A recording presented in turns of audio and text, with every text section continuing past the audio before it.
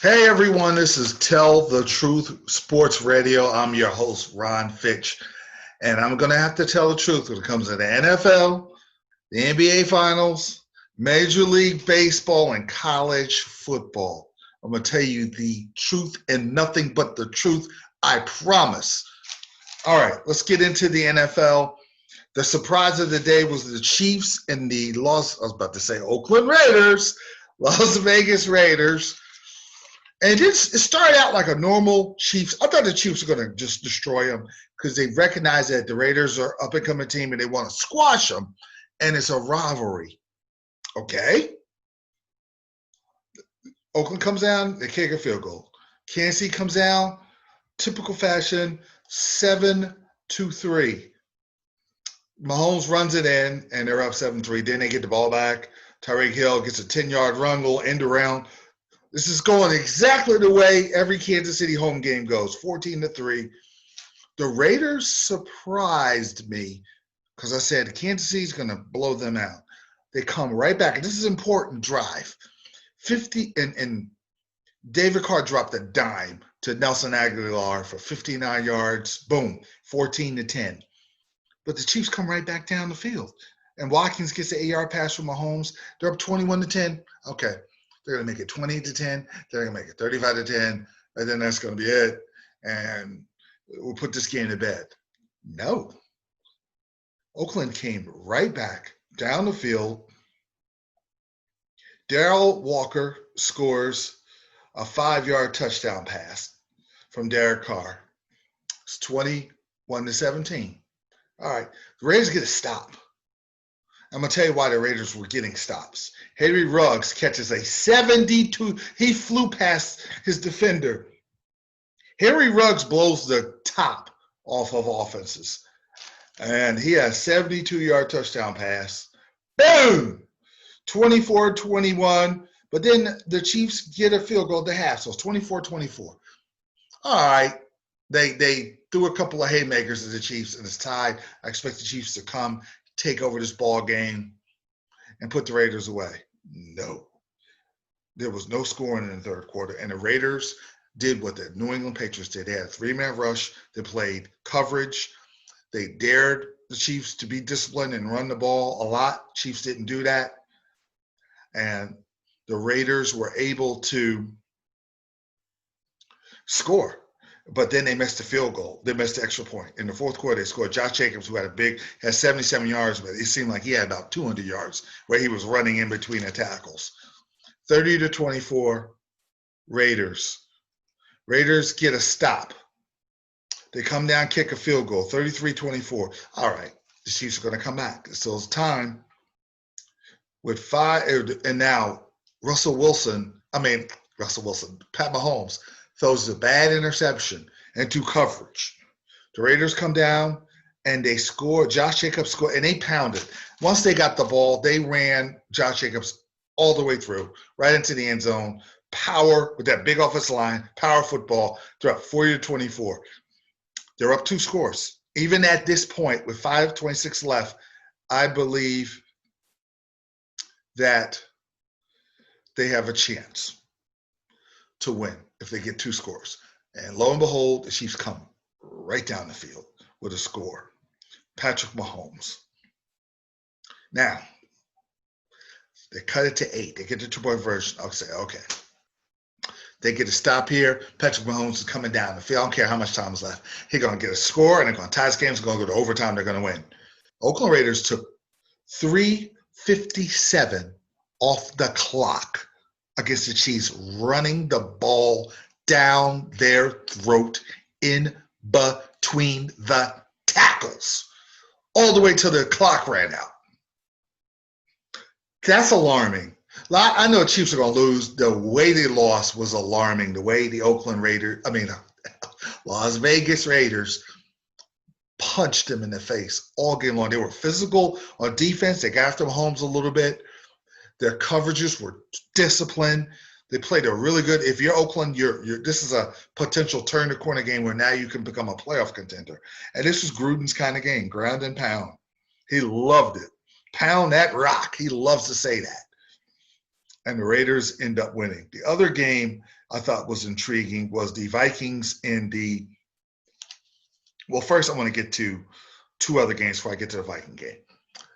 The Cowboys beat the Giants, but that's not the situation. Dak Prescott breaks his ankle. I saw the break. I'm a Steelers fan. I'm not crazy about the Cowboys. I picked them because it's my job. But I prayed for Dak, and I'm praying that he comes right back as soon as possible. He's out for the season. I wish him well. And Andy Dalton and the Cowboys took care of business. Now, in the rest of the NFC, the Rams destroyed the Redskins. The Rams are a contender. And then the Eagles and Steelers was the game, one of the big games of the day. The Steelers end up going up 31-14. Claypool had 4 touchdowns. And the Eagles came right back. Carson Wentz was big time. I mean, Carson Wentz, this is why I'm liking the Eagles more and more. Even though they lost this game, I'm liking the Eagles. Carson Wentz led them right back down the field for 2 scores. And Travis Fulgham destroyed the Steelers. He had a big game, 10 receptions, 152, and a touchdown. And they ended up getting within 31-29. This is what the key to the entire game was. Because you had Claypool and Fulgham going back and forth as receivers, taking turns, tearing out the Eagles and Steelers defense. But and this is big, the Eagles had the ball with a chance to really potentially put pressure on the Steelers late in the fourth quarter. 2 sacks, Carson Wentz, who had Fulgham down the field for a touchdown if he throws the bomb. But 2 sacks him just in time. That was big play number 1. 3rd and 5, Hayden knocks down the pass intended for Fulgham. Fegram, I believe his name is. Fegram. And he knocked the ball down. It's 4th and 5. And I'm okay with Jake Elliott taking that 57-yard kick because he's got that good a leg, and he just missed it wide. He had enough room. You could have went for it, but I didn't have a problem with that to give them the 1-point lead. After that, the Steelers take over. Claypool gets another touchdown. They score, and they're able to put the Eagles away. Eagles are, I believe, because of Dak's injury, they're going to win the division. Cleveland, Indianapolis. Cleveland won 32-21, but 32-20. This is the problem with the game. This game is all about Phillip Rivers' mistakes. Baker Mayfield made 2 interceptions, but he was solid. Phillip Rivers threw a bad pick 6 where he tries to throw the ball late in the flat. It was an interception for a pick 6. Then they have they come back. They recover from that nonsense. 27-20, and they have the ball there on 4. And he takes an intentional grounding penalty when he could have moved out of the pocket and could have either ran, but he's older, so he don't run, or step up in the pocket and find a receiver or throw it away. That was idiotic. That was an idiotic safety he took, and Cleveland ended up winning the game, and they're 4-1 for the first time since Belichick was their coach. Now, finally, before I give out grades, and I'm going to break all that down, the Seattle Seahawks and the Minnesota Vikings. And you want to talk about Heartbreak Hotel. Michael Jackson had a song. The Jacksons had a song, Heartbreak Hotel. This is a Heartbreak Hotel that Minnesota rented in Seattle. In the fourth quarter, this is the deal. Russell Wilson leads them back down 14-13. Cousins makes a stupid interception. Seattle takes advantage of it. Carson scores 21-13. Minnesota storms. Cousins recovers, leads a great drive. They cut the lead down. Then they come back. It's 21-19. They come back and they score to make it. They ground and pound. And this is the key. Ground and pound. With Alexander Madison. They score. They take the 26-21 lead in the fourth quarter. Russell Wilson throws a pick. They have a chance to put the game away. They're driving all the way down to the Seattle to the Seattle 3-yard line. No, 9-yard line. Adam Thielen is driving in for the reverse for the game-ending first down. Benson Mayowa stops him. At this point, it's 4th down. I don't care if it's 4th and inches. Kick the field goal. You're up 8. If Seattle comes down and scores, you're going to overtime. All right, they score, they get the 2-point conversion. We're going to overtime. That's fine. Well, the way our offense is playing, we get the ball first, we win the game. But he goes for it. I did not like the decision. He doesn't get it. No gain. Bobby Wagner does what Bobby Wagner does. And you got the ball at the 6 with a timeout left. I don't care if the ball's at the 6. This is Russell Wilson. He goes right down the field. 12 plays. 12 plays.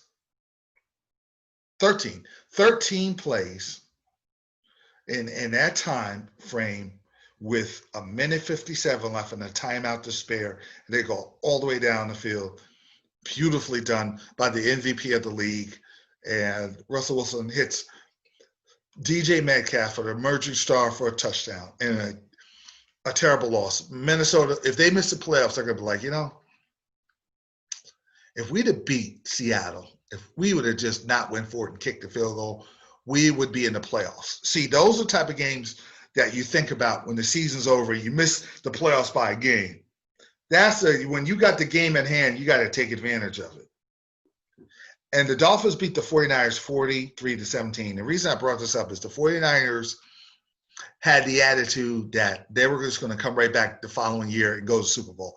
They blew a 10-point lead in the 4th quarter to the Kansas City Chiefs in the Super Bowl. And afterwards, they were partying with Lil Wayne, and they're saying, hey, we're going back. We're going back next year. We got the team. We're going to go back and take care of business. Maybe we'll see the Chiefs again. It doesn't work like that. Look at the Seahawks. They haven't gone back. They may go back this year. That was 10 years ago. Almost 6 or 7 years ago. Look at the Falcons. Look what happened to the Falcons a few years back. Blown a 28-3 lead in the Super Bowl. Look at that. And they have never recovered. The Falcons are winless. And the Niners are 2-3, and they got destroyed at home by the Miami Dolphins. Now it is time to give out grades. Professor Ron is in the building. We're going to see what old Ronnie got. All right, I only giving out A-minuses this week. And I'm going to tell you why. Every team in the NFL is suspect. I can name things off of the top teams that they're vulnerable at, whether it's Baltimore struggling with not being able to put up a lot of offensive numbers when they're behind. Kansas City can't stop the run. Pittsburgh's secondary was leaking. Baker Mayfield's okay, even though they got a great talent. They got great talent in Cleveland. Everybody's got something wrong with them.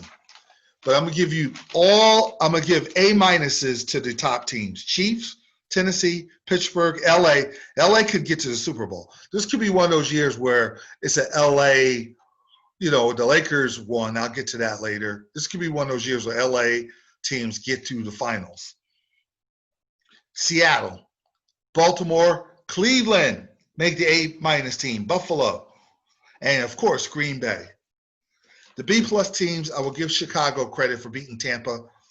They only have one loss. Tampa and New England. And I will throw New Orleans in there. I think New Orleans is going to win tonight.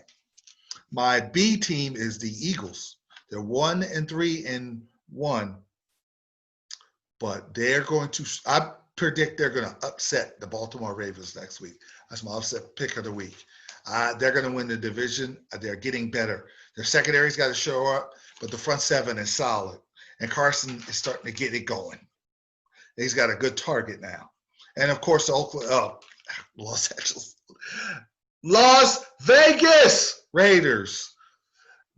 I like how they played. They beat the Saints and they beat the Chiefs in the same way. They punched them in the face. They made enough plays in the passing game. They did what they had to do on defense. This is the type of team that Gruden can really, really get a hold of.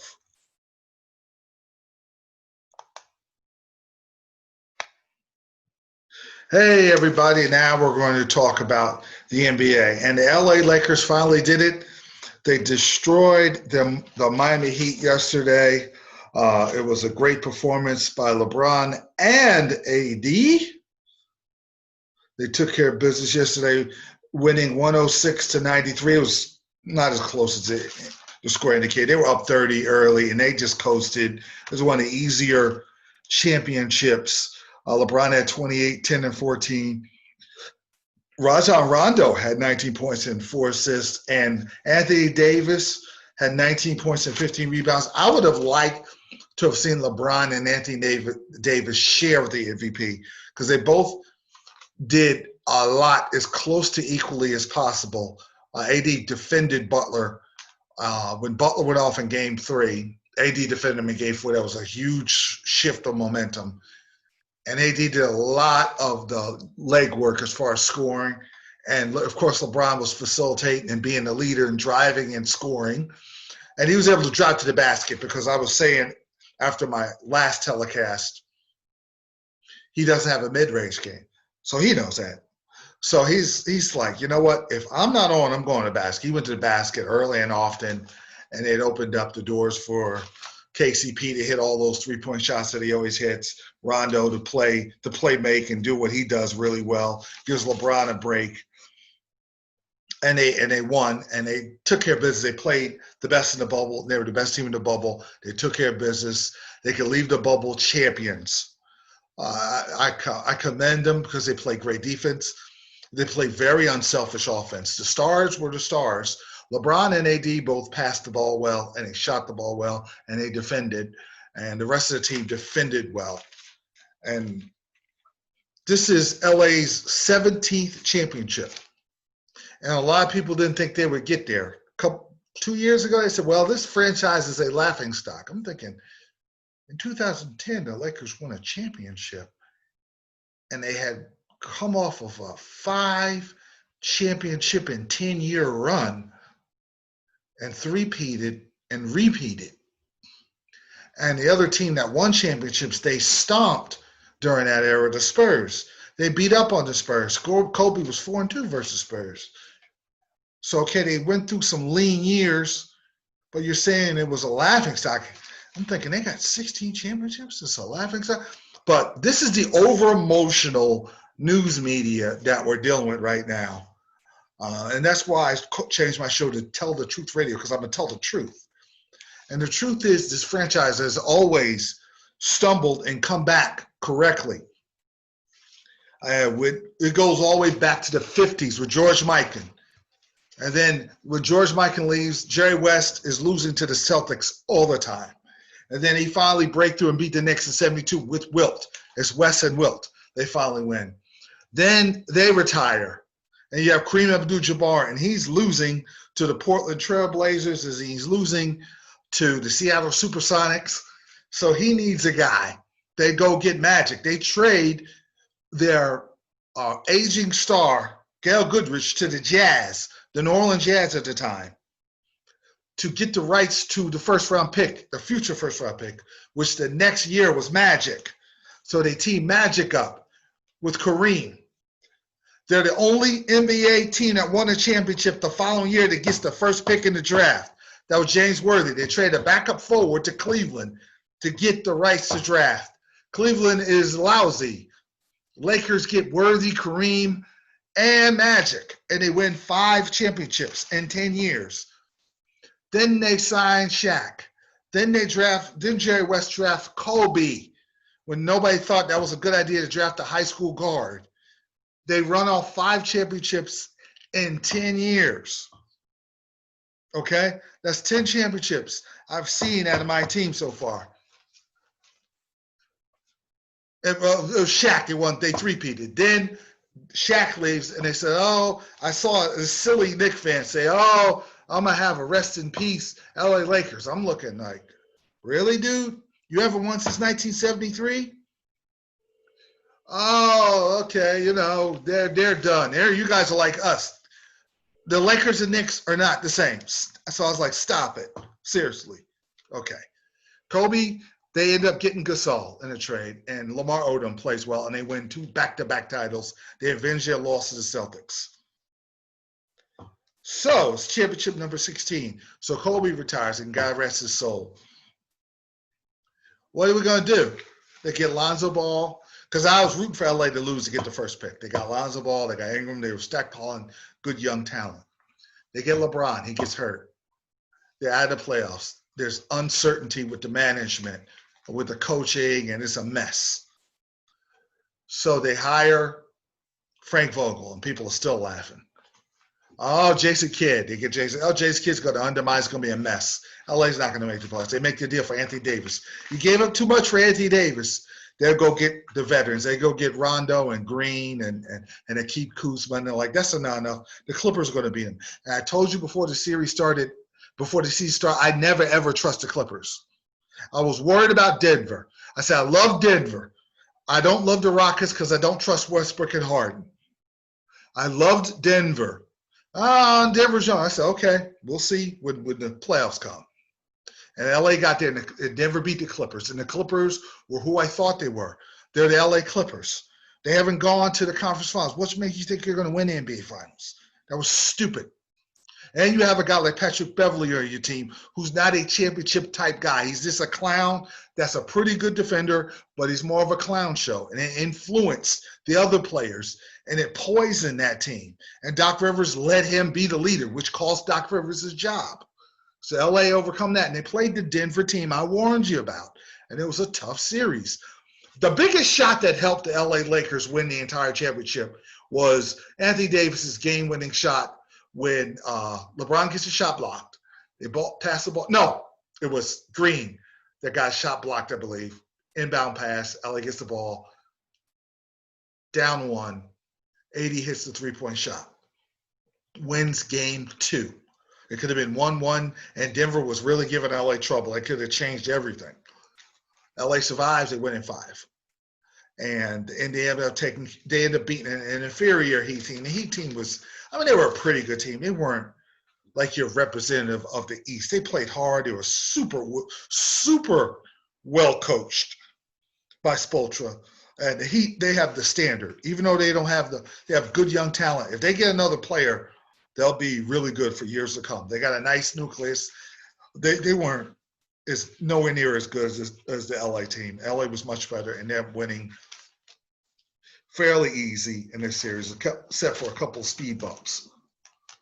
Now let's talk about legacy, and this is why I'm probably not going to watch too much TV today. The analysts, they go overboard. Either they hate LeBron's guts so much it's not objective, or they give him praise and worship like they're worshiping a god in church service. I'm keeping it real. It's Tell Truth Radio, like it's praise and worship service, and I can't do that. I go to church on Sunday. I'm not going to worship a player. So there's so much over emotional and ridiculous comments that get made for LeBron, whether it's good or bad. This is where I put it in perspective. Oh, he played longer than Jordan. I've never seen anything like Michael Jordan. And even in you know why he's the greatest? Even in defeat, he was the greatest. Even when he was losing to Boston, putting up 63 points and losing to the Celtics twice, and then losing to the Pistons 3 times. Losing to the Bucks his rookie year, going against that really good team with Sidney Moncrief and Lanier and all those guys. He kept coming. Guys would tap out. The players, when they knew they didn't have the best team, you wouldn't see them be as competitive. Michael Jordan competed. He didn't care what kind of team he had. Even when he came back and lost to the Magic, and he was out of shape, and he kept coming. Even when he lost the ball. The next year, he came right back out there, swept the Heat, and they won 72, the Magic, and they won 72 games. And he three-peated. He three-peated twice. They talked about, the bad boys beat him up. The bad boys beating everybody up. They'd have beat the Cleveland teams up. They'd have beat the Miami Heat teams up. They probably would have beat Shaq and Kobe. They were really good. And Michael Jordan wiped them off the map. And you never saw the bad boys ever show up again. And he had to go through Reggie Miller, the Davis brothers, Oakley and Mason, you had hand checking, so you couldn't just zip to the basket like these players are going. It was very physical. So player, you didn't have the long, this is common sense. You can learn something if you listen to the show. This is common sense.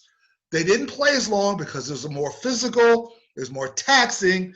So your legs were going to be gone by the time you got to 33. Players now can play longer because of no hand checking.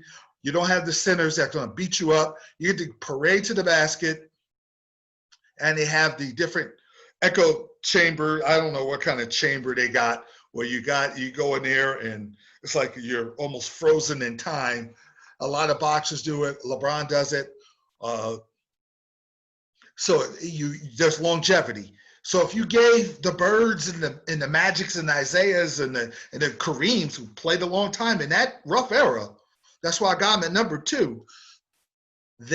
These amenities that are allotted to these athletes now, they would play longer, and the stats would be even better. So you have to take that in consideration. And number one criteria when you talk about, not stats have its place. Competitive greatness is big when it comes to a 5-man sport like basketball. And there's nothing like Jordan. And LeBron has it, has competitive greatness. Kobe really had it. Kareem really had it. And LeBron has it. I would say about 75% competitive greatness. Jordan is like 110. But he has won his 4th title, and that is great. And AD has a championship, which is good. That helps his legacy. He's a great. I want to give much credit to AD. He's probably not going to get any credit on these talk shows. I want to give Anthony Davis credit. He won in college. He helped John Calipari get his only championship. And he won in New Orleans, but he didn't win big, but he didn't have the team. He comes with the perfect teammate in LeBron, who's a facilitator, driver, and he'll dish it to AD. And AD shows you how great he really is. And I absolutely, as far as LeBron's legacy, he has 4 championships. This was an easy one, beating the Heat, but it's still a 4th one. So I give him credit for that. Anytime I've ever gotten on LeBron, he was non-competitive against Dallas. He cramped up and was non-competitive against San Antonio the 2nd time. And he was non-competitive. Him and Kyrie was non-competitive. I don't care about the triple-double. It was empty calories. They were non-competitive against Durant and Curry. And I'm not talking about trying to win this year. I'm talking about pushing them and making them work. They never did. Now, the year that Kyrie left and LeBron got swept, I give him a pass for that because he didn't have the guys. So I don't. And then when he got the first year, he went to the finals against San Antonio. I give him a pass for that. I understood that. That was understandable. And then the year Kyrie got hurt, the first time Golden State won, Kyrie got hurt. So, okay, I understood that. So those are 3 times he lost. Okay, and he played well. The other 3 times he didn't play well. And the 4 times he's won these championships, he's played well. And he's won and he's earned the 4.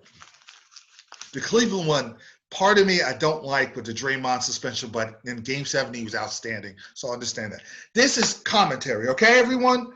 This is taking your emotion out and just telling the truth about a situation. Not saying I love or hate a person. Take your love and hate out of the equation and talk about truthful sports, okay? Now, I do want to give love to Rajon Rondo, 2-time NBA champion with the Celtics and Lakers. He was outstanding. He gave LeBron a break, which was much needed at LeBron's stage of his career. He facilitated like a point guard. I also want to give KCP was hitting big. KCP was John Paxson and B.J. Armstrong, and Robert Horry and all those great Shane Battier and all those great shooters that the great players need. He was that guy, and he defended. And Caruso defended well. It's always good to have those glue guys, and they were perfect. And Green hit some. Green's not going to hit the game-winning shot, but he hit some shots, and he played. He contributed. And Kyle Kuzma is going to get better. He doesn't make the smartest moves sometimes, but he's going to get better than that. He has a championship that's going to give him that confidence. He's got that behind him now. Now he can really try to develop into being more of a star now that LeBron's getting older, and it can be more him and AD.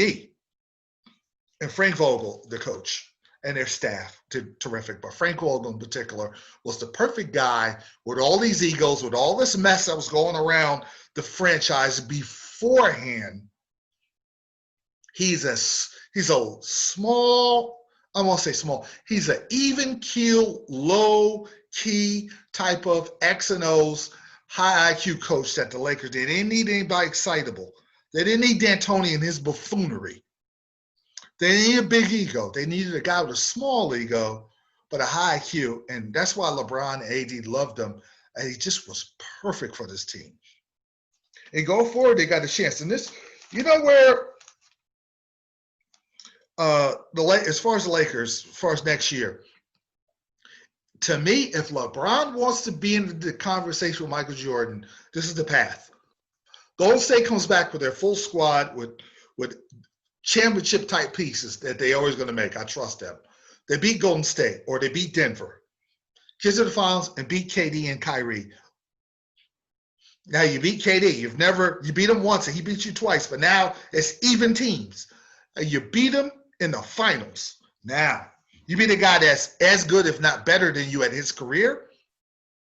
Now you've impressed me. Here beating the Heat, okay. This wasn't exactly Larry Bird and Kevin McHale, but he won the championship.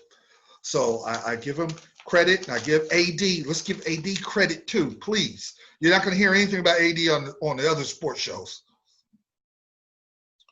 I just wonder about the haters. I wonder about the Clippers and the Clipper people and all the Clipper Nation that just made fun of LA and talked like they had a ton of championships. And the players and Beverly. Beverly said, I deserve to get made fun of. I give him credit for that. And lastly, before I get into baseball, I wonder what LeVar Ball is thinking. Because when Lonzo Ball got traded, he pretty much said, man, your franchise is done without my son. Going to be some lean years. LeBron's going to regret the LA Lakers, everybody, going to regret when my son leaves that franchise. You're going to regret it. And the Lakers are champions right now. I would like to see what LeVar has to say. That's going to be very interesting. He's a prideful guy, so it'll be very interesting. Now in baseball, I'm about to flip-flop. I said I like the Astros because I didn't think Tampa was going to be emotionally ready. I was wrong. I was dead wrong. Astros jump on them 1-0, and Tampa started out slow, and I was like, okay, this is what I thought. But then Randy Arozarena hits a home run, ties the score at 1.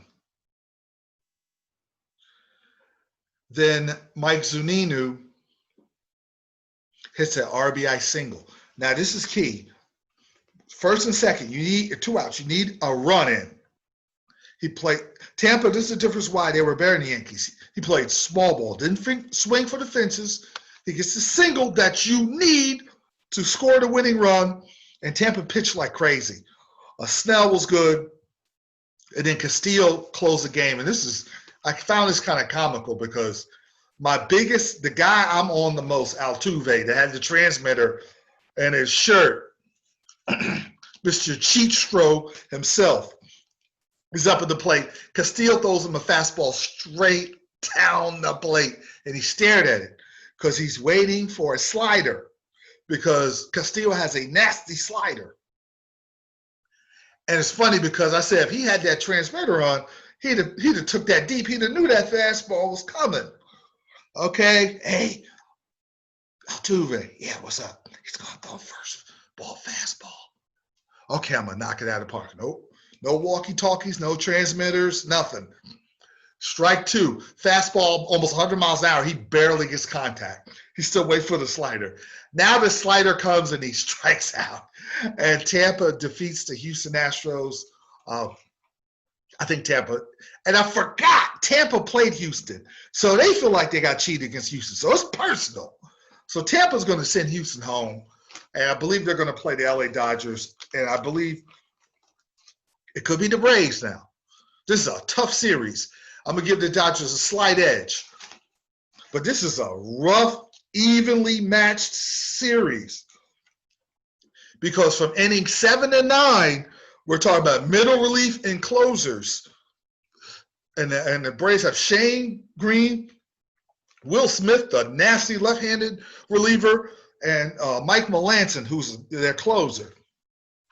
And the Dodgers have very, very, very good relievers. Gratterall, he's the nastiest one. Joe Kelly's just a gamer. Gratterall is the one that is the best reliever, but he's not the closer. I think you might have to, because I'm nervous about Kenley Jansen, because his velocity's a little down. I think Dave Roberts is going to monitor that real close. Because if you got Kenley Jansen up there against Freeman or Osuna or Ronald Acuna Jr. at a big spot, if I'm a Dodger fan, I'm terrified. But the other relievers are fine on Dodgers. This is why I give the Dodgers the edge. The Braves have very good hitters. At times they have a little Yankees in them where they try to swing for the fences. The Dodgers, because they were in a bigger ballpark in Texas, everyone has decided to play small ball. Bellinger, Muncy, even Jock Peterson, I used to call the strikeout king in the postseason. Shorten their swing, sacrifice flies, moving runners over, taking walks. They're following their leader, Mookie Betts. It's infectious. That's why the Dodgers are going to win this. I believe you're going to have another parade in LA. I believe they get by Atlanta and they squeak by Tampa. I think it's going to be 2 very long series. They're going to have some heart, some times in both series that it's going to be very, very scary.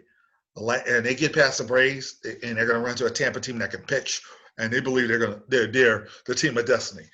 But I just think the Dodgers, with their experience of being there and having their hearts broke, they're gonna find a way to get this done and get another championship in the city of LA.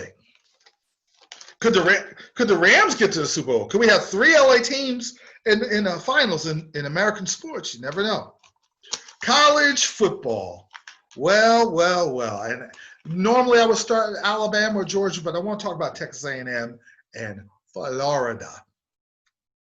They were down 28-17. I'm like, Jimbo Fisher, here we go again. But Trash made a couple mistakes. Trash made some mistakes that kept A&M in the game. A&M comes down with a great drive, makes it 28-24. They get a stop, and then they run the ball. They pound. Spiller just ran all over. A 4th and 2 is one of their best runs of the year. He scores the touchdown. It's 31-28. Now, Florida comes down and ties the score. A&M fumbles the ball, and Florida takes the lead. This is where A&M would normally fold like a tent. They come right back down. Mon makes a great TD pass that looked like an interception, but the receiver snatched it. It's 38-38. Florida's driving again, but Malik Davis fumbles. And this allows, and I feel sorry for the Florida running back, catches the ball, gets hit, fumbles. And A&M drives all the way in for the win, field goal at the end. And A&M and Jimbo Fisher gets the biggest game of his career at Texas A&M because they were critical, and he was mad after the game. He was like, yeah, he almost kind of turned gangster on me. He was like, yeah, what? Now I won. Where are my critics at now? Where you at, huh? I was like, okay, calm down, Jimbo. Wow, but he was feeling the pressure. But that's a big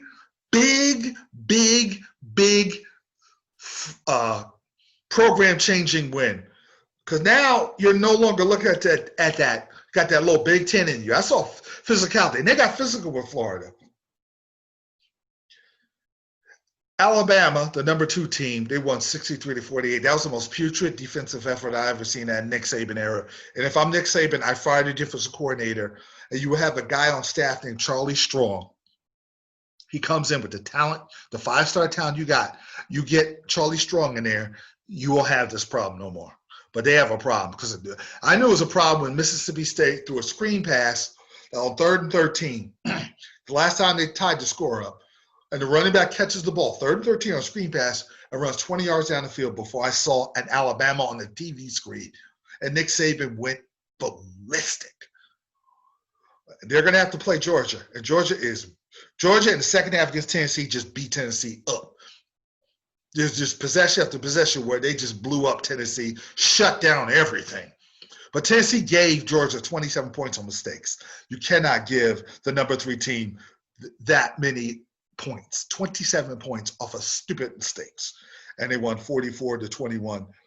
And Georgia and Alabama's going to play, and everyone in the world is probably going to pick Georgia. I'm not going to do that yet because I think Alabama is going to play in Bryant-Denny Stadium with some pride. I'll discuss that a little more. I'm going to try to get Matt Lowe. I'm going to get my man Chris Stanley on. We're going to break it down. But finally, the U, everybody always talks about, the U's back. The U's not back.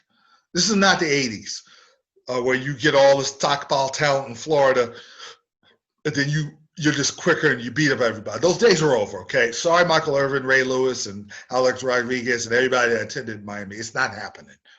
And they got destroyed by Clemson 42-17. It shouldn't even have been that close. They gave away 7 points on a block kick return for a touchdown. They shut King down. And Clemson loves – I heard one of the guys who does a really good job of a sports show, and he talked about Clemson loves to take on ACC teams that think they want to take their throne. That's when Clemson plays their best. Sometimes Clemson sleepwalks through ACC games. I knew they weren't this time. They beat the stuffing out of the Miami Hurricanes. Center back showing them, you're just Miami. You're not the U. Ray Lewis is not walking through that door. All right, I'm going to conclude my show. I'm going to try to look to do another YouTube baseball show. I'm going to reach out to a Dodger and a Brave writer to have them on my program.